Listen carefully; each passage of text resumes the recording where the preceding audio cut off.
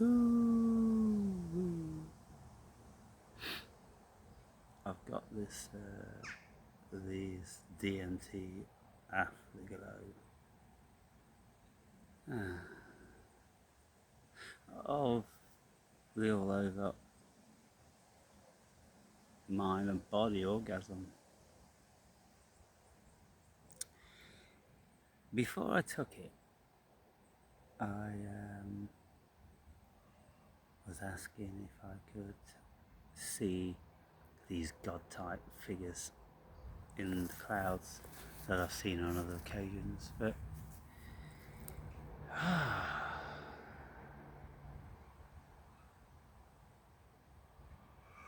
walk.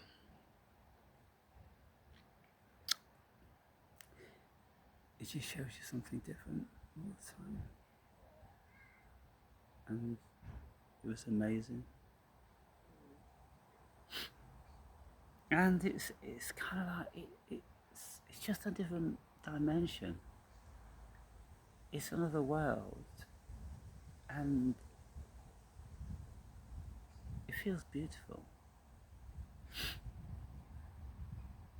Your body, when you take DMT, it just feels like love times 1,000.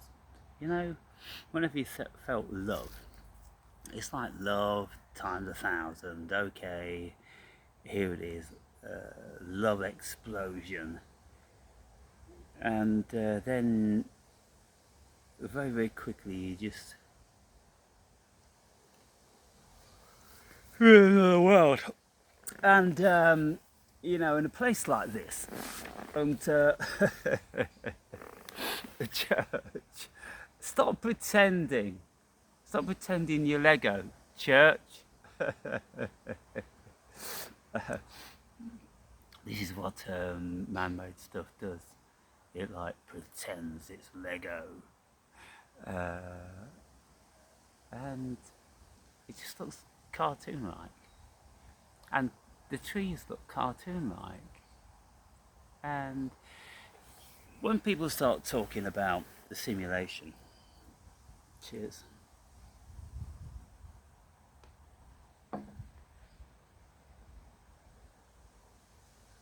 Well, DMT is very much like that. It turns into an animation. It's cartoon world, and it's beautiful because your mind, your brain, is flushed with serotonin, because this DMT molecule is almost identical to serotonin. So you get a massive serotonin rush, and it's especially super delicious and gorgeous when the sun's out. When the sun's out, it's another thing, you know, because it accentuates what you're feeling as a human being, what you love about life. Well, I love the sun, and I love the clouds, and I love the sky, and I love the natural environment, and the trees especially. And it just plays with you, and it shows you the trees in a different way. It's like, this is what we look like now. And it's incredible. And then, it lasts about 5, 6, 7 minutes, something like that. And then when the clouds slip away, or the sun comes out of the clouds, and then it just gives you another dose of ecstasy.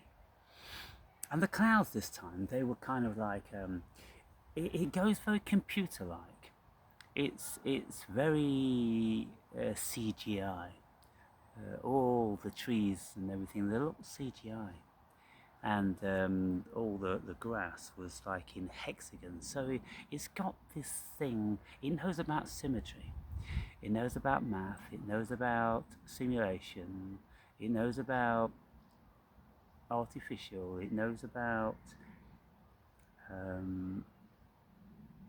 computer generation, it knows about that. And that's a curious thing, because this world that we've created with the computers already exists.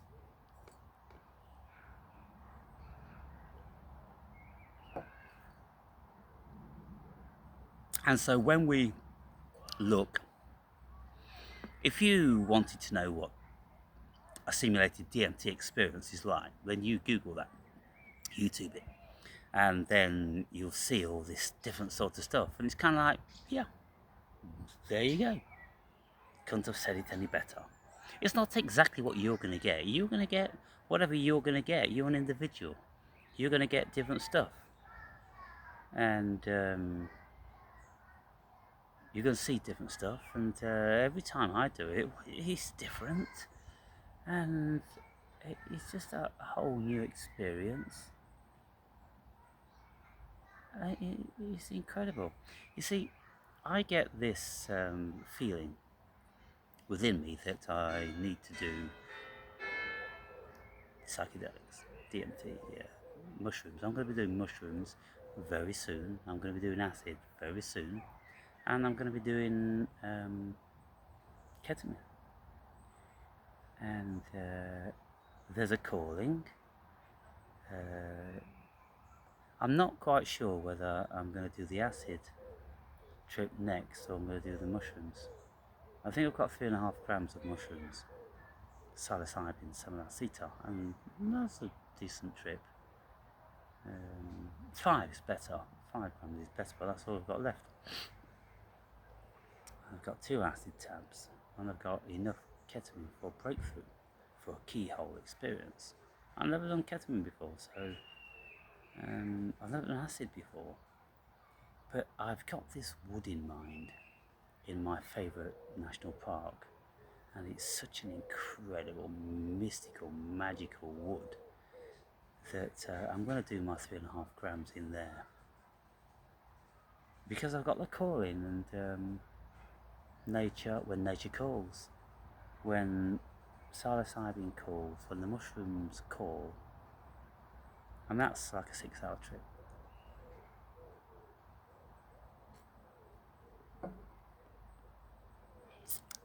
For me, usually, it's you take it, and then within an hour, you're into it. It's full on for about an hour, then it tapers off for another 2, and then you've got some sort of a residue of feeling well-being and things like that. But for me, the first time I took shrooms, it was a 10-hour thing. It went on and on and on, but I think now I depict, request what I want. I don't want 10 hours. And when I take acid for the first time, that's like a 10-hour trip. I'm not doing no 10 hours. I'm doing 3 hours.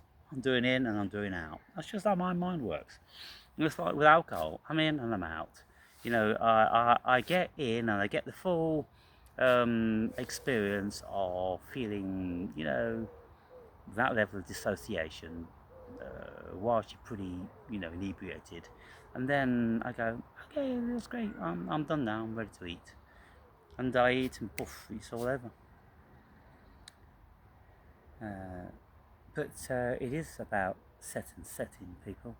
And I've been reading, my spiritual books as usual, and meditating, and enjoying nature, and I'm in the right space. And so I don't know whether there's a bad space for DMT.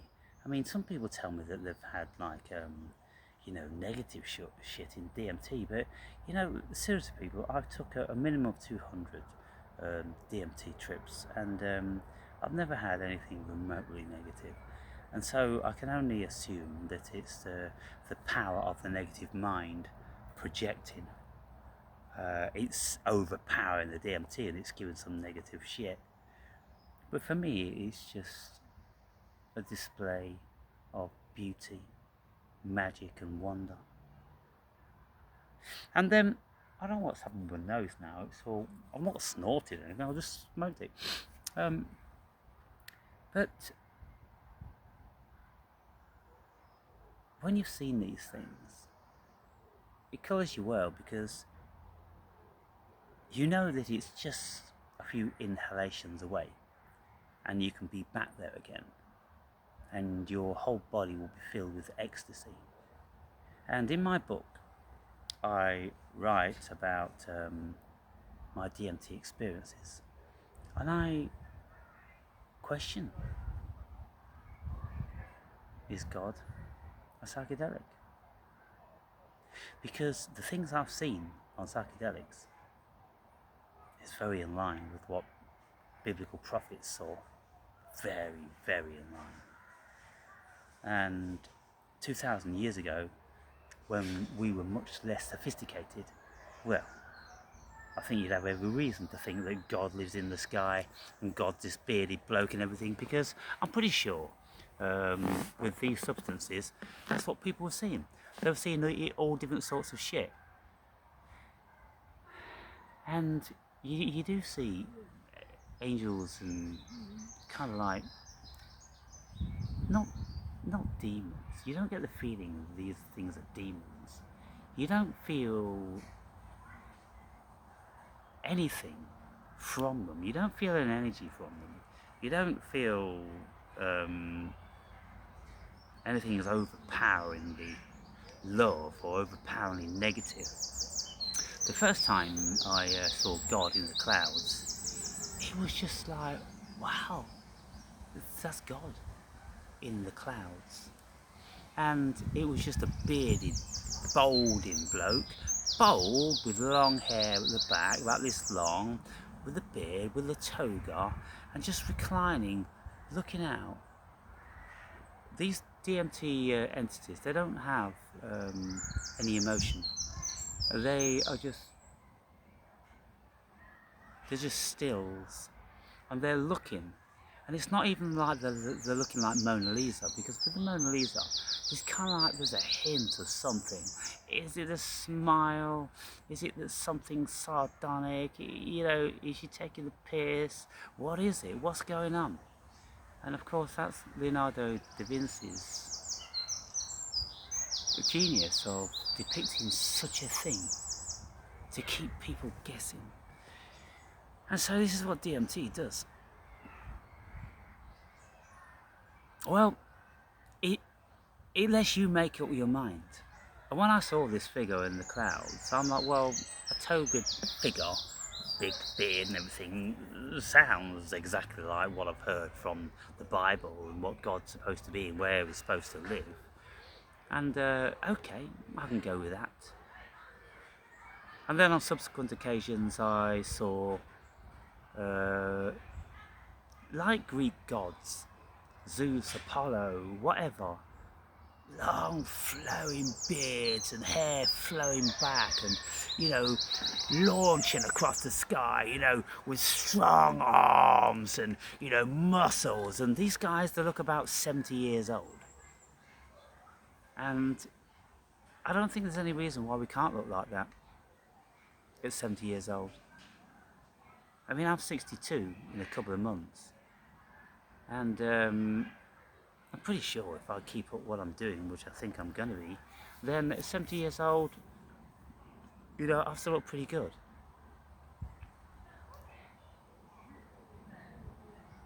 And it's incredible. I've seen like cherubs, you know, babies with wings. I've seen those. Then I've seen like creatures with bat wings and bat ears and fangs. But they don't look sinister. There's no evil connotation to them. They're just shit in the sky. And it's incredible to see. It really is incredible to see. Now, I wanted to see these things again. And that's why I set my mind, before I took this last smoke, and I wanted to see that, but he never gave me that. He gave me something just awesome and fantastic. And so it appears that you can't request, you can't generate. It is what it is. The cosmos is going to give you whatever it wants to give you, you know. And there's never any dialogue with it. Never. Um, in the open-eyed thing, there's never any dialogue. With the closed-eye thing, you get shown images, and I've had it joust. It's kind of like it mimics it, or it takes the piss a little bit, DMT. It shows off. It shows off with all the stuff it can do, and then it does take the piss out a little bit out of human beings. It laughs at our sexuality, at that carnal thing that we do. It laughs at that.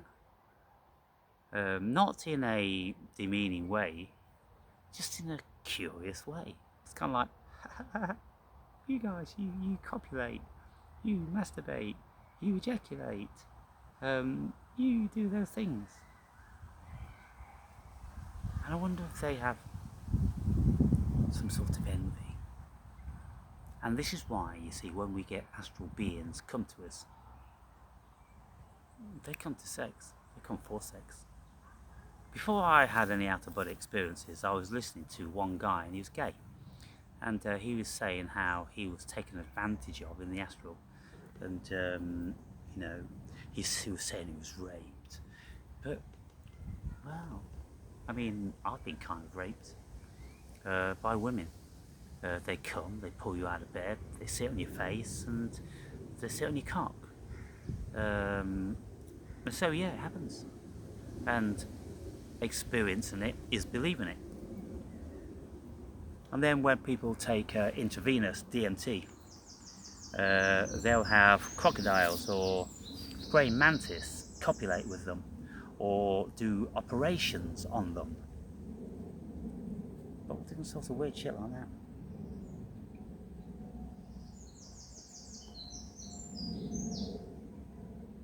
So I've got one smoke left, and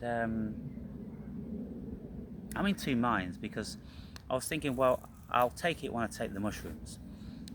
When I'm in the height of the mushroom trip, I'll also take the DMT, because it's a similar compound, you know, it's DMT in the mushrooms and DMT. And I'm thinking, well, I think that will give me an extra, because if I just take this smoke now, then I'm going to get pretty much the same. And so I think that's what I'll do. I'll save this for then, and I'm going to be in this most gorgeous of woods with chestnuts and oaks and pines and mountain ash and all different sorts, and rocks and bracken and deer. And this wood that I'm going to be doing it in is it's cordoned off with you know, ancient Precambrian granite walls, which are 650 million years old. You see, this region where I go, it's only one of two in the whole of Europe where we've got this Precambrian rock which comes to the surface. It's very, very special, and the energy there is incredible. And because these woods, they are just natural, and the deer roam around in them, and no humans go in there, so there's no semblance of any human activity. There's no path, there's no trodden grass or nothing. There's just natural, ancient naturalness, and there's a special aura to it. And so I'm just going to go in there and do the mushrooms, and then at some opportunity I'll smoke the DMT, and I'll just absorb the energy and see what the woods want to tell me.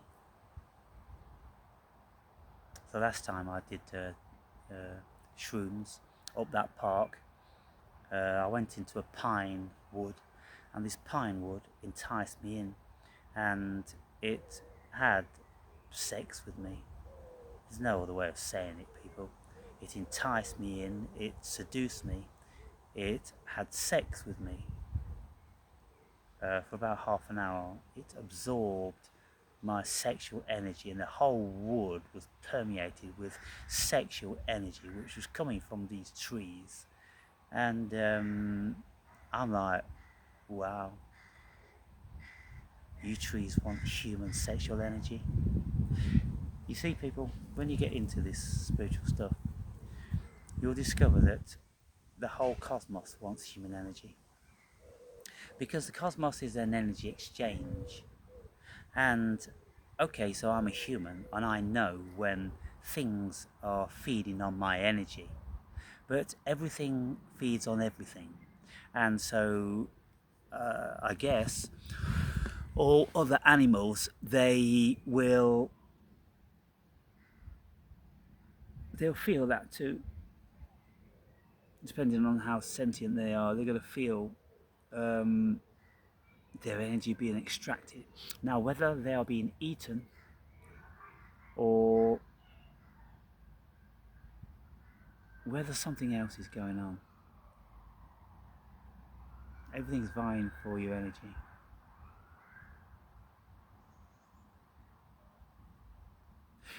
And so, how do I feel now? Well, I feel settled. I feel beautiful, beautified, content. And I suppose now, it's only 3:30. I'm going to get on my electric bike and with my shirt off, my small shorts, and I'm going to go cycling for about 20 miles around the countryside and just feeling the wind, the warm, slightly chilly wind. It's not even chilly, just obviously there's a difference with the wind between the ambient temperature and the sun on the body, and looking at the English countryside. It's remarkable. And I feel very godlike, people. And so I make all these videos speaking about this stuff, and I'm just telling you now how that you can see something absolutely incredible with this DMT, and how you can experience incredible things with mushrooms. And it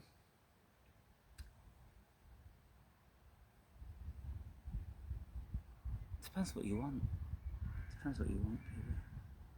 And I'll tell you how you can feel incredible by exercising and just by cycling out into the countryside.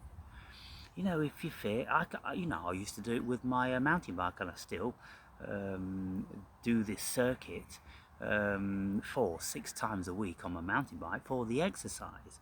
But today I'm just going to cruise.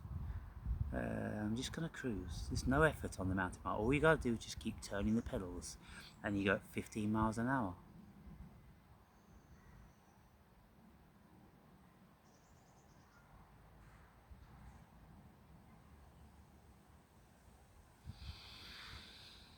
Oh my goodness. I'm so pagan. I'm completely pagan. I'm 1,000,000,000% pagan. I don't have any affinity with any gods of scripture in any shape or form. My God is me. My God is the God that created me and lives in me and lives in everything. That's my God. And because it's me, then it's mine and it's I, and there's no difference between God and me. I'm a human incarnation of God. And this is exactly what Jesus was.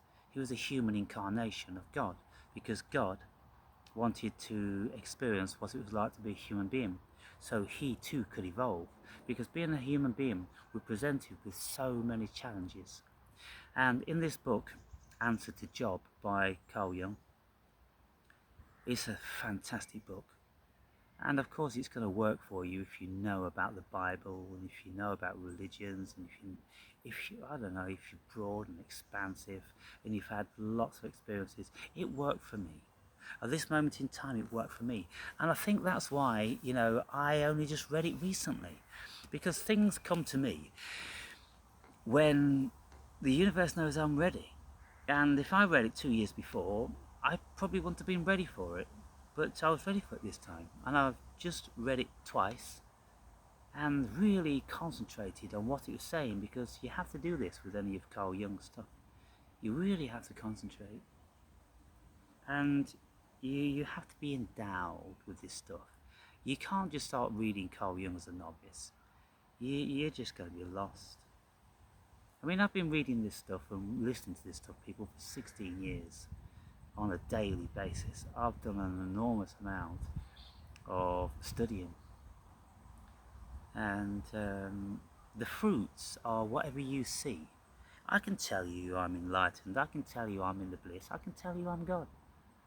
But unless you can see that, unless you know it, unless you intuit that, it means nothing, does it? So let me ask you this question. Do you know if you see it? Do you see a silly old deluded vagabond that smoked too many drugs? Or do you see a very calm and accomplished, spiritually enlightened being? What do you see, people? It's curious to know. I'm always asking you questions, but invariably I don't ever get any answers, do I? Because I'm asking you these questions from another dimension, and your consciousness isn't within them, and that's it. I'm out here in a parameter of consciousness that few people have ever experienced. And if you have experienced that, if you can listen to me and feel me, really feel me, and if you can tell me that you've had God speak to you, angels speak to you, the devil proposition you, astral people have sex with you and teach you this and show you that, if you can tell me some things like this, if you have had experiences like that, then you would be entitled to say that you understand me and you feel me. But if you haven't, you don't. Oh, wow, wow, wow. Life. How ecstatic. What an incredible...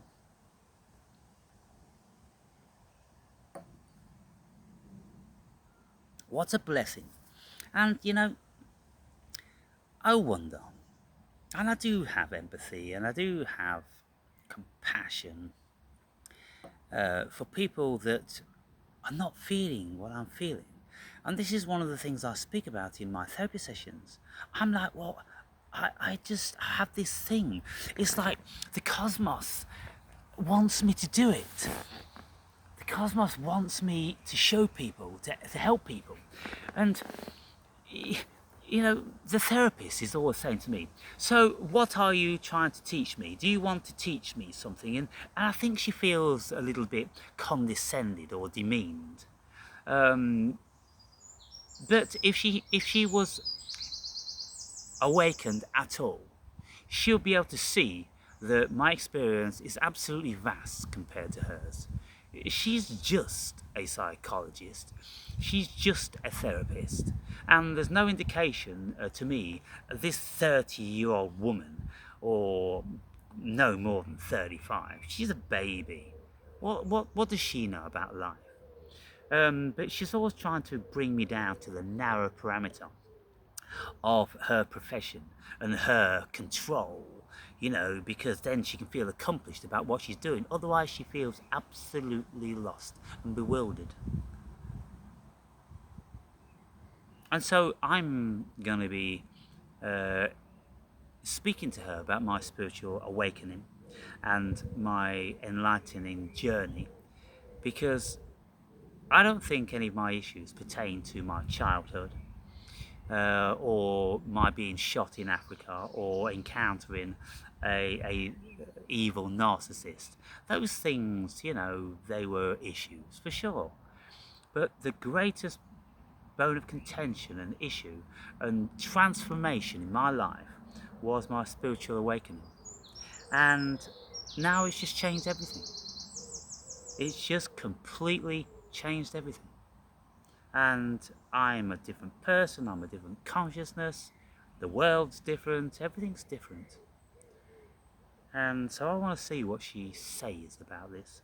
I want to see if she can actually even engage with me with these things. And so tune into the therapy sessions, people, because they're going to be very interesting. Because I've got the shooting to speak about. I've got the narcissist to speak about. This relationship with the narcissist went on for 6 years, and it was really very traumatic. And that's what was the catalyst for me doing 1 year in prison in Arizona, through my relationship with the narcissist. And of course, that 1 year in prison, wow. Well, in 7 confinement centres with 70% Mexican drug dealers. It's quite something, people. The book's in the pipeline. But yeah, got to start talking about these things, because I don't think there's any way out of it. Well, there's no way back. There's no one doing what I've learned. I just see the world differently now. And what am I going to do in the Matrix? What am I going to do? Doing a job, having a boss. I've never had a boss in my life. My only boss is the cosmos. Boss. So the only thing I can do is continue to what I'm doing now, on another platform where I can increase my viewership, because I just can't do it on YouTube.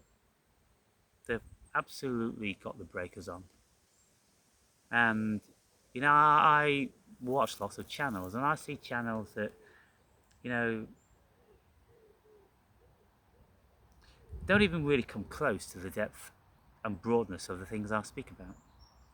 And of course, the highly edited videos, because they've got to be very, very careful about losing subscribers, and they've got so many social norm constraints upon themselves that they're not awakened, enlightened beings. They're just a little bit knowledgeable, and they're just playing the fucking game. Just playing the money merry-go-round, people. The money merry-go-round. When you're really enlightened, you ain't involved in that. You don't need to be, because the cosmos just provides for you, like it does me. On that note, people, I'm going to have a beautiful, blissful countryside cycle, and just contemplate on how amazing my life is.